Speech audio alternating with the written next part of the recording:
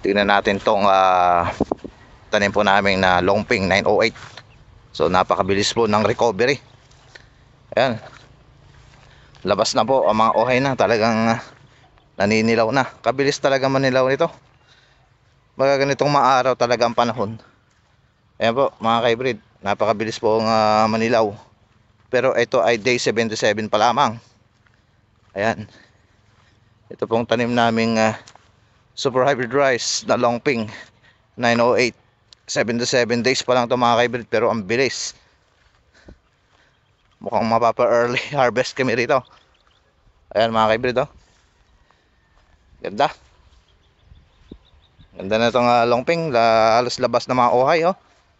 Talagang bihirang dahon pala nitong longping na to. Di katulad sa ibang longping labas yung mga dahon, oh.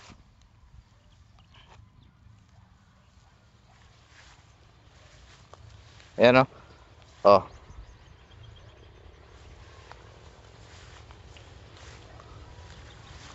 Nasa ibabaw din yung mga bunga.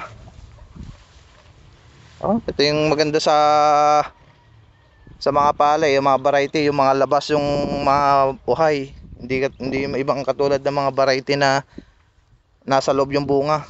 Ito yung mga gusto ko. Maganda pala tong longping na to. Kaya lang may mga stem borer, oh. Hindi talaga na mahirap talagang puksain tong stem borer. Ayun, oh, talagang labas, oh, kapal, oh. Halos hindi mo na makita yung loob, oh. Longping.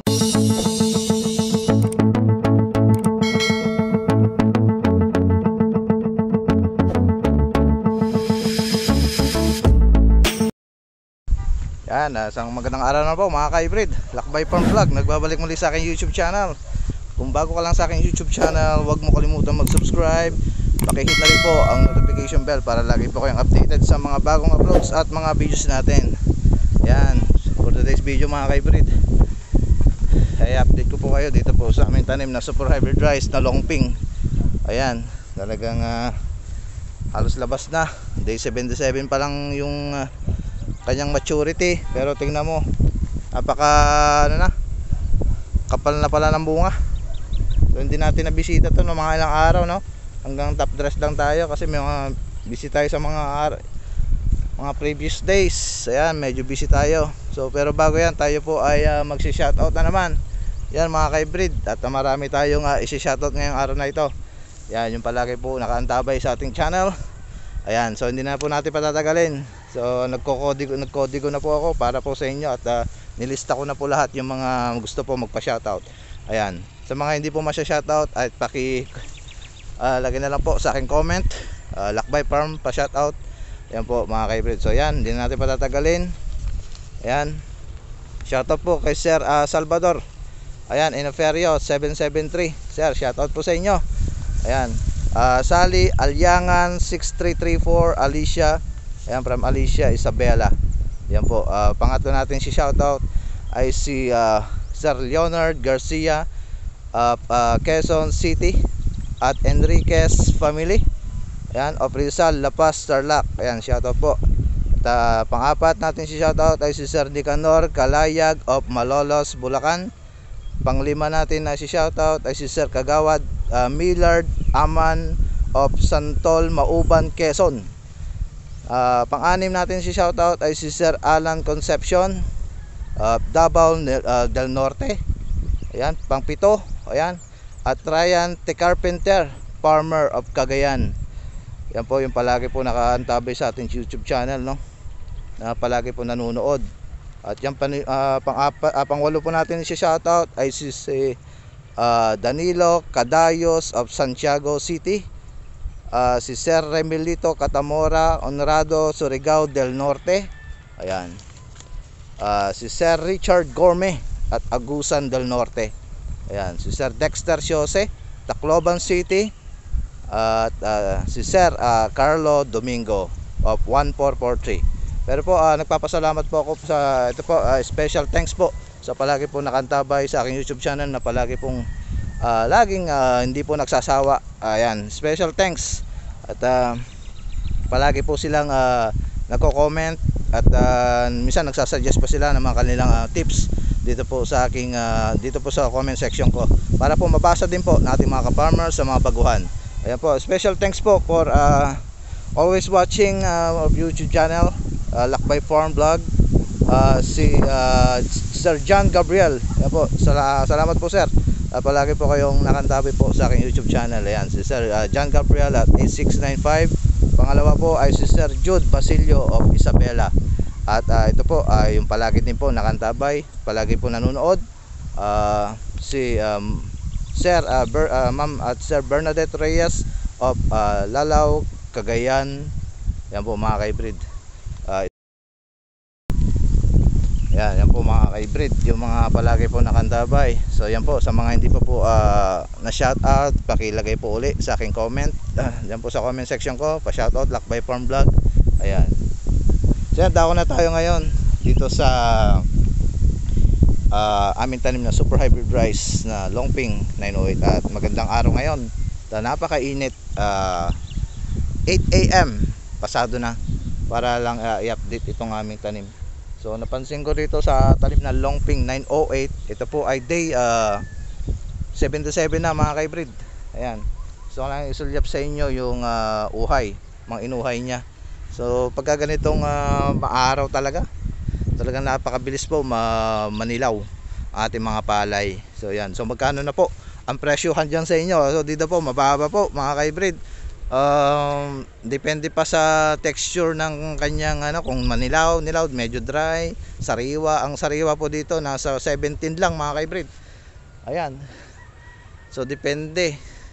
So ito, padadryin namin siguro ito para umabot po ng pinaka kasi dito mahal is 1950, hindi pa umabot ng 20. Ayan, ano ba nangyayari sa presyohan natin?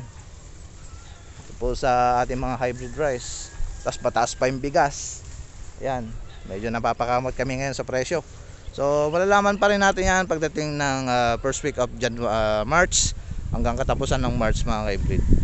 So doon sa tanim naman namin sibuyas at medyo mataas siya ngayon. So yun, sana tumama nga kami doon. So kung kayo po ay magagawi rito, ayan, may palibre sibuyas.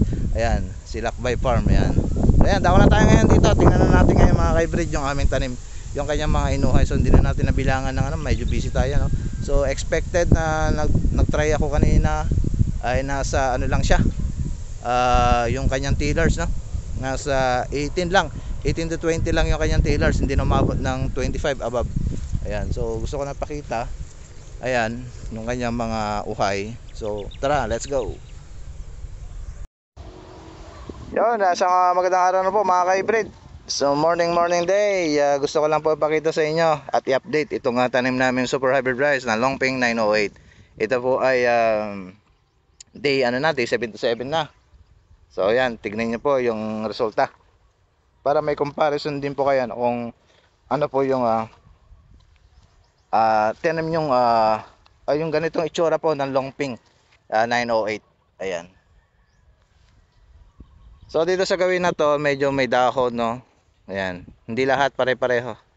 So sa gawin naman doon, halos labas yung mga uhay, maganda yung part doon.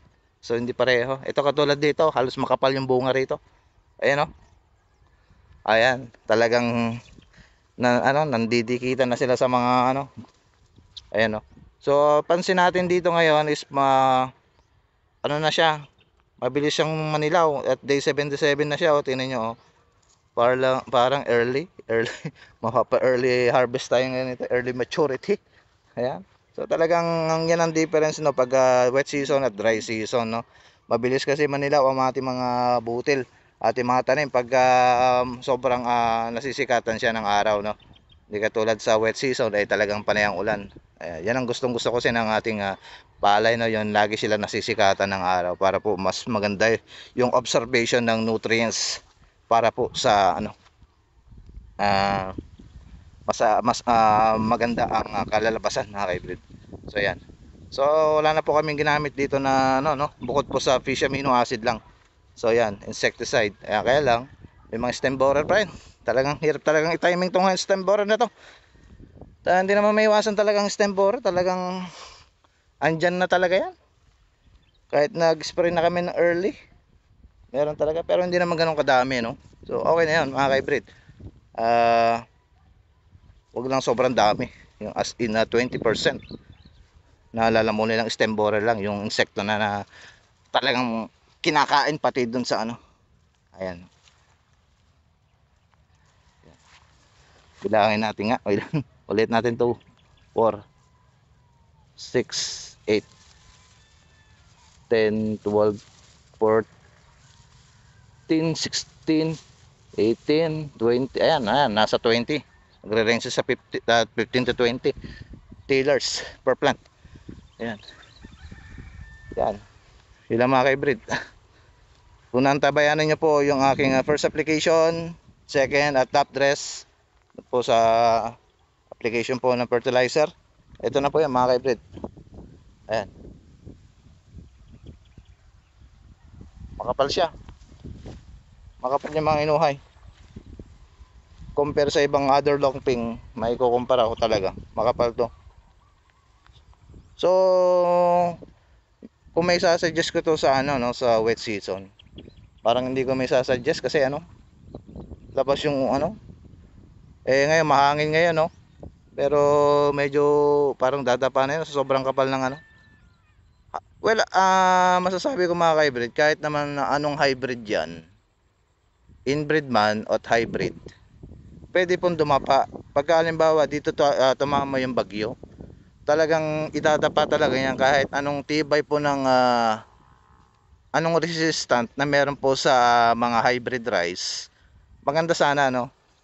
So mas maganda rin naman na kahit pwede mo siyang pwede natin itanim to kung halimbawa ay hindi naman tumama doon sa area mo yung bagyo. So pwede po 'yon mga hybrid.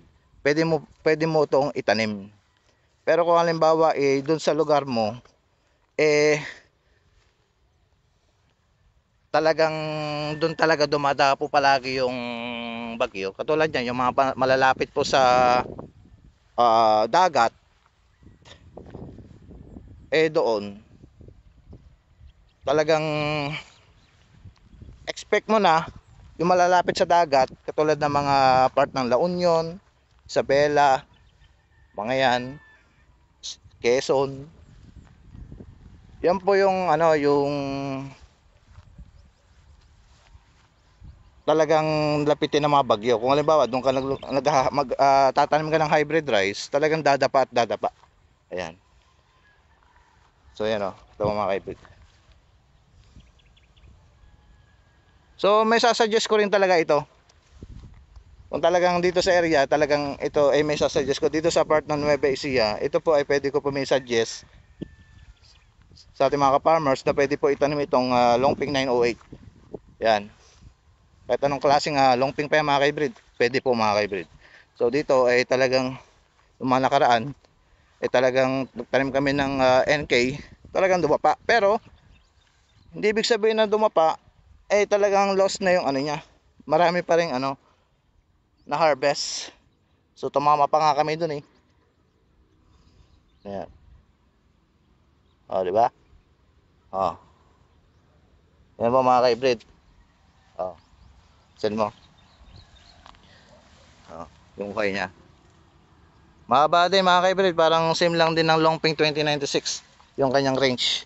Yung sa ano niya, length ng kanyang haba. So ayan, dito pansin mo rito no, sobrang kapal dito. Ayan. Yan part na yan, tsaka dito. Yan, tsaka dyan. Dito medyo ano siya, ayan oh. Medyo madahon lang din sa kabila. Ayan. Pero talagang nakaangat talaga yung mga bunga. Yan ang gustong gusto ko talaga. Yung talagang umaangat yung mga bunga. Katulad sa ibang longping, medyo dahon yung iba. Ayan. Sana ba ang update dito? Sa ilang mga ka-hybrid, fish amino acid lang, chemical method, yan lang mga ka-hybrid. Yan, pagka ganyan na talagang patubig kami. Talagang pagka ganyan malapit ng paninilaw. Ayan.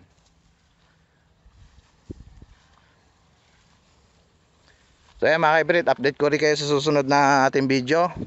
Sa ripening stage na, ito day 77. Tapos kukuha tayo ng sample ito. Kung ano makukuha natin dito pagka may oras tayo. Paano natin ang butil. Ayan, dun sa tillers niya, ayan, nasa 20 lang. Okay na rin yun, hindi ka natalo dun. 15 above, okay na, hindi ka natalo. Pero pag below 15 na, 10, 8, wala. Lugi ka rin mga ka-hybrid. Ayan. Kapal dito, oh. Grabe, talagang dikit na dikit yung mga butil, oh. So yung mga ka-hybrid, kung may sasuggest ko to sa wet season, pwede rin mga ka-hybrid. Basta ang area nyo ay hindi bagyuhin, pwede. Pero kung halimbawa bagyuhin, ay SL68, yan, pwede po mga ka-hybrid. At i-discuss natin about yung mga hybrid rice na pwede po sa wet season. Yan. So baka comment, kung kayo po ay naka-experience ng Longping 908, kamusta po yung status, kung ganito rin po ba itsura. So, napansin natin, no? Pagka gumagamit kami ng fish amino acid, talagang katulad doon sa C18. Ayan, labas yung mga talagang nagsisilabasan na yung butil. Ayan, ito talaga yung performance ng fish amino acid na mga ka-hybrid, no? Talagang sabi nga nila ay kahit gumamit ka ng foliar, kung hindi mo naman alam gamitin, ay hindi rin advice, hindi rin tawag doon, hindi mo rin maano yung talagang performance ng tanim mong mga hybrid rice. Ayan, depende po sa timing. So ang fish amino acid namin dito ay naka ano lang kami rito, 4 na application lang, hanggang day 40 lang. Ayan. Hindi na po namin sinundan ang flowering. So iniingatan namin yon, at medyo matapang din kasi ang fish amino acid yan. So hindi na namin inintay na sa flowering, in-stop na namin. So yan. So more on patubig na lang. Ayan na lang. So kaya lang dun sa apply namin ng insekto, medyo na-lessen naman yung stem borer, pero meron pa rin. Hindi katulad sa mga, kasi ang sakit talaga ng Longping mga stem borer, talaga niya nang kakainin talaga. Iba kasi marami talaga kinain ng stem borer. Talagang mahirap i-timing yung pag-spray ng ano. Ayan, nire-research pa rin natin, no?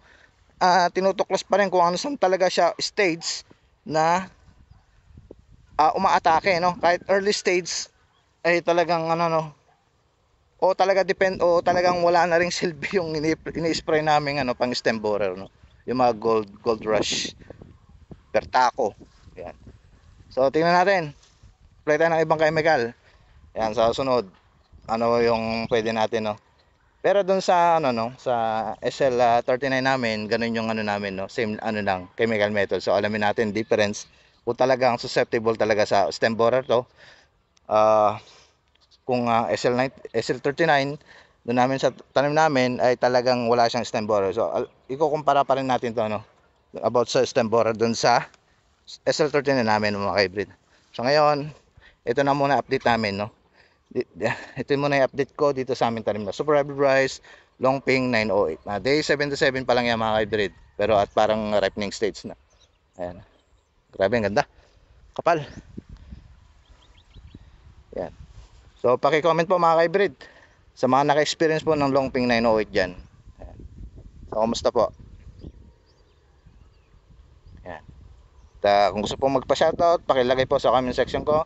Lakbay Farm, pa-shoutout. Yan po. At isi-shoutout natin sa mga sunod at pangalawa nating video. So abangan nyo lang po ang ating next video at sunod na video.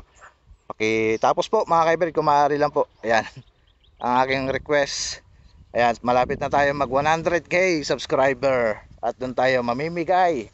Ayan, pa Gcash at libre. Ano pa na pwede natin may bigay sa ating mga ka-hybrid, mga ka-farmers natin na pwede po makatulong sa atin, no? Yan, makaka-lessen po tayo sa gastos. Yan po, yung aking goal at aking request.